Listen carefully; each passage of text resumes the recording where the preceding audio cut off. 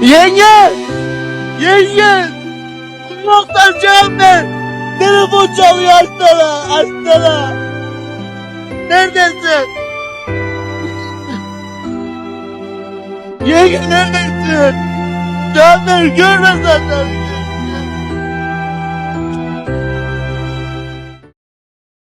A powerful earthquake with a magnitude of 7.8 struck Turkey in northern Syria in the early hours of the morning, causing widespread damage and loss of life. The earthquake was felt in both countries, with the most severe damage being felt in the province of Malatya in Turkey and the city of Aleppo in Syria. Despite the response efforts, the death toll continues to rise, with over 1,350 confirmed deaths and hundreds still missing. The earthquake was felt 700 kilometers away in Gaza and Egypt. The devastation in Turkey. The Turkish president, Recep Tayyip Erdogan, confirmed that 912 people had died and almost 5,400 had been injured in Turkey. The earthquake was felt across 10 provinces, with the province of Malatya being the most affected.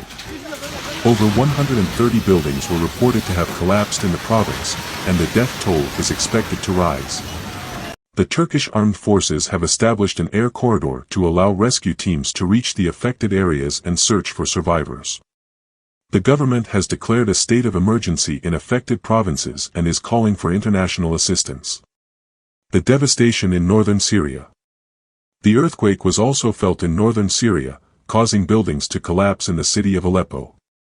Over 326 people are reported to have died in government-held areas and a further 140 in rebel-held areas, with thousands still missing.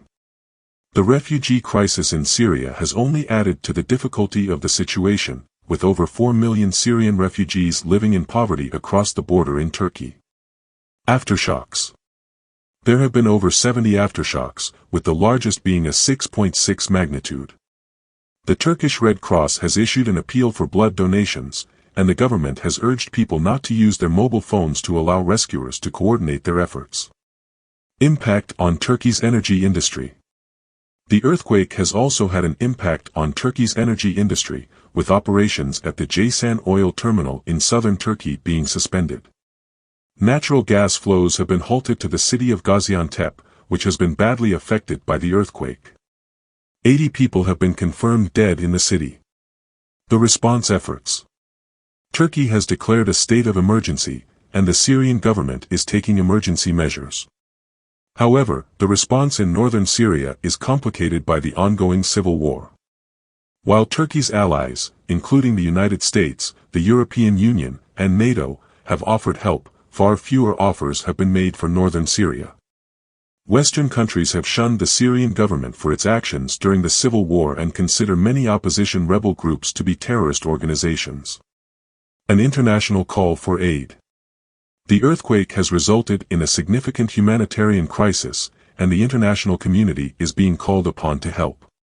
The Turkish Red Cross has issued an appeal for blood donations, and international aid organizations are providing essential supplies such as food, water, and shelter to the affected population. The United Nations has also called for international aid, highlighting the need for coordinated efforts to address the immediate needs of those affected by the disaster. In conclusion, the earthquakes in Turkey and northern Syria have caused widespread devastation, and the response efforts are ongoing. Despite the challenges posed by the ongoing civil war in northern Syria, international aid organizations and governments are working together to provide support to those affected by the disaster. This latest earthquake is the most severe to have struck Turkey since 1991, when a 7.4 magnitude earthquake devastated Izmir, killing over 17,000 people. Turkey is one of the most earthquake-prone countries in the world, and the government has introduced regulations to improve the resilience of buildings in the wake of previous earthquakes. However, the relatively underdeveloped regions affected by this latest earthquake are at higher risk of widespread damage. The rescue teams are racing against time to save lives and find survivors, and the international community is being called upon to help.